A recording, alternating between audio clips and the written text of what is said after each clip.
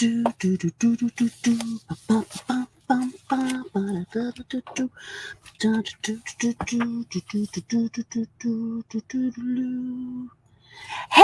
ora, Helen Brahms here, coming live from Sun City in Arizona. Hope you're having a super fantastic, sparkling start to Winning Wednesday, and welcome to December. I have a love-hate relationship with December.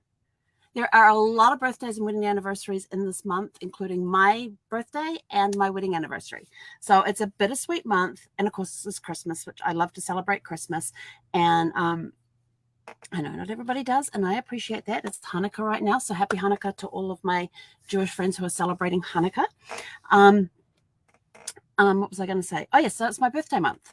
I have a lot of birthdays. Let's see, it's the 1st, so I have a cousin having a birthday today. Actually, it was yesterday because she's in New Zealand, so she's a day ahead of us. But Valerie, if you're watching this, have a super fantastic, sparkling birthday full of lots of love and laughter. There are a lot of birthdays in this month, and 3 wedding anniversaries just in my family. I've got an aunt and uncle celebrating their wedding anniversary on the 3rd. I've got another aunt and uncle celebrating their wedding anniversary on the 10th, and then my wedding anniversary is the 28th. So I think that's all of the wedding anniversaries in December in my family. That's just my side of the family. I don't recall there being any on Brad's side of the family in December. But anyway, so welcome to a brand new month. Yes, it is the final month of the year, but that does not mean we slow down. Yes, it is. It's full of holidays and everything with Hanukkah and Christmas and Kwanzaa, and I don't know what other holidays are in December. I know, bad of me. Sorry. I'm going to have to learn those.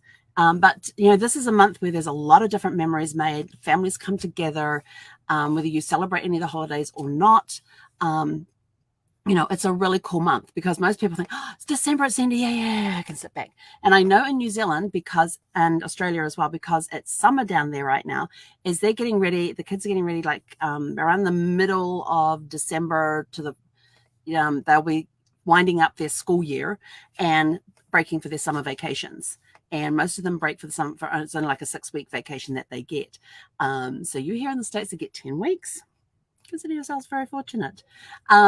And then, of course, the schools here will be getting ready for the winter break, which is usually just the week between Christmas and New Year. So there's a lot happening. There's a lot of different breaks.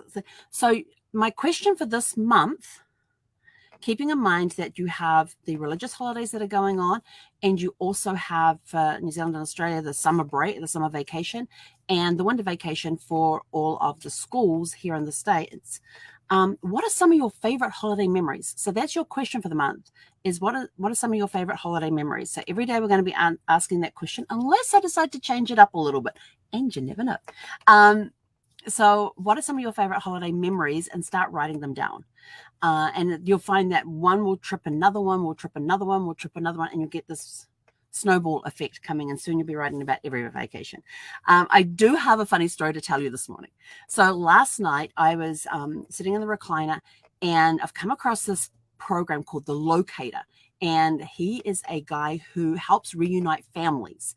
So people who have lost touch with each other, for one reason or another, they got separated, they lost touch, they were adopted, they want to find their birth families, and he's called The Locator. And I found this series on, what's the name of the channel? Up Family and Faith, or Up Faith and Family. It's got Faith and Family in there. I just can't remember which way around that, but it is Up, UP. And so I've been having that just playing in the background, and there are some amazing stories. So I'm watching one last night, and Zeph's just acting really weird.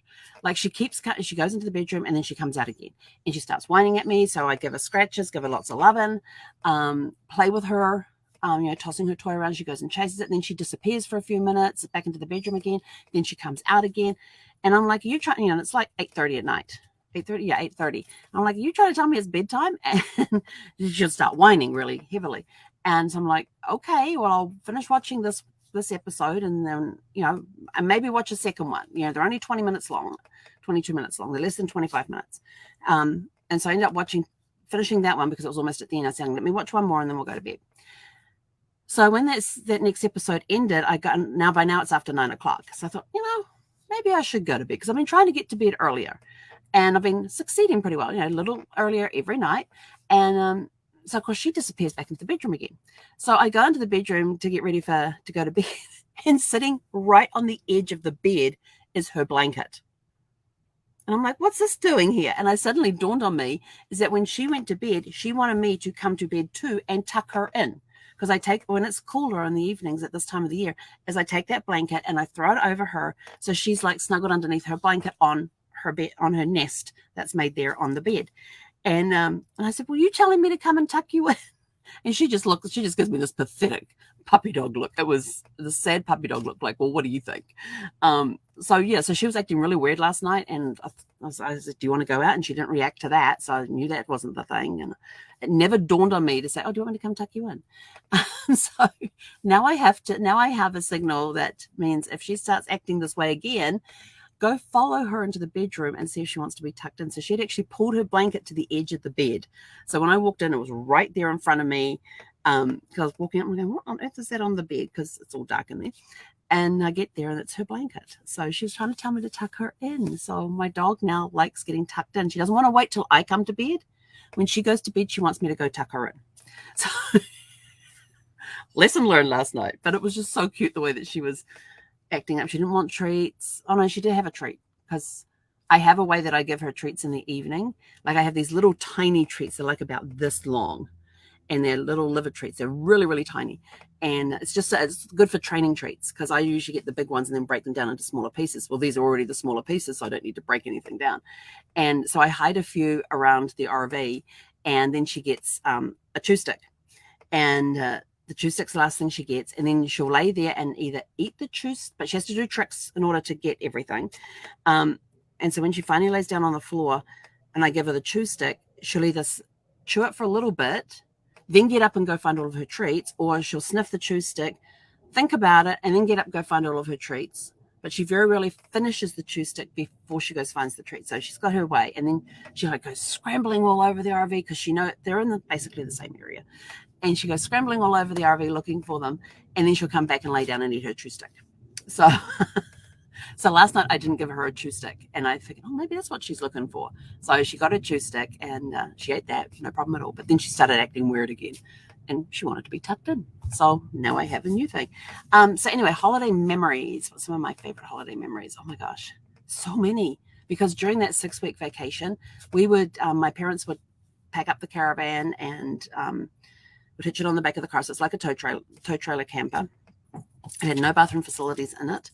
And we would go off and explore different parts of the country for a couple of weeks. And we may stay in the same place for 2 weeks, or we may do a couple of different places. But we had a lot of fun on those road trips. And my youngest brother, Anthony, being the smallest and the shortest, he had to sit in the middle, because whoever was the shortest sat in the middle of the back seat. And he would always fall asleep and end up leaning on one of us. And so we'd like shove him back up so he was upright. But it was funny because he'd be asleep there in his head like this, and we'd start asking him questions, because every time Dad went over bumps in the road, his head would go like this. We would start asking him questions where the answer would always be yes. I don't think he ever realized what we did during that time. But for Craig and I, it was great amusement. And my parents were still like, poor Anthony, he's got no idea what's going on. But yeah, it was, we always used to have a lot of fun road trips and things. But I have to get going. So go out, have a super fantastic, sparkling winning Wednesday. Celebrate your wins today. What are your wins for the week? What are some of your favorite, what is one of your favorite holiday memories? You're going to be asked this question every day this month, unless I decide one day to change it up a little bit. And we probably will. I'm giving you fair warning. I'm not telling you what day, though. Anyway, go out, have a super fantastic, sparkling winning Wednesday, and we'll catch you guys at around 6 p.m. Mountain Time this evening. Hey, Conera.